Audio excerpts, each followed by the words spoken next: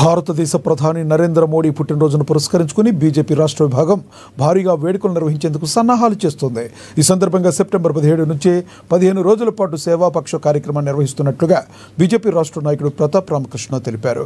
రేపు వేములవాడ రాజన్న ఆలయంలో ప్రత్యేక పూజలు, అన్నదాన కార్యక్రమాలు నిర్వహిస్తున్నట్లుగా తెలిపారు. ఈ కార్యక్రమంలో బీజేపీ నాయకులు, కార్యకర్తలు పెద్ద సంఖ్యలో పాల్గొని వేడుకలను విజయవంతం చేయాలని పట్టణ అధ్యక్షులు రాపెల్లి శ్రీధర్ కోరారు. ప్రతి ఒక్కరూ మోడీకి జన్మదిన శుభాకాంక్షలు తెలపాలన్నారు. సేవా కార్యక్రమాల్లో చురుగ్గా పాల్గొనాలని ప్రతాప్ రామకృష్ణ పిలుపునిచ్చారు.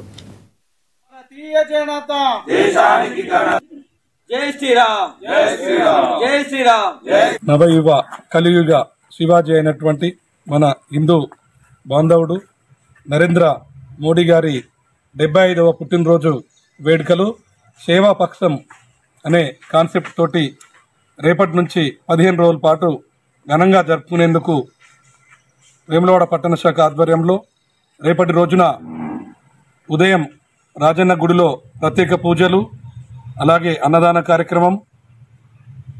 కార్యక్రమాలు నిర్వహించడం జరుగుతుంది.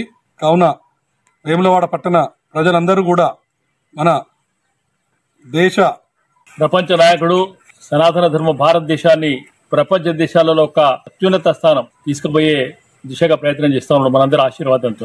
మరి భరతమాత ఆశీర్వాదం, ఈ మనం హిందువులు నమ్మే 3 కోట్ల మంది దేవతల ఆశీర్వాదం ఏదైతున్నదో నరేంద్ర మోడీకి లభిస్తూ ఉంది.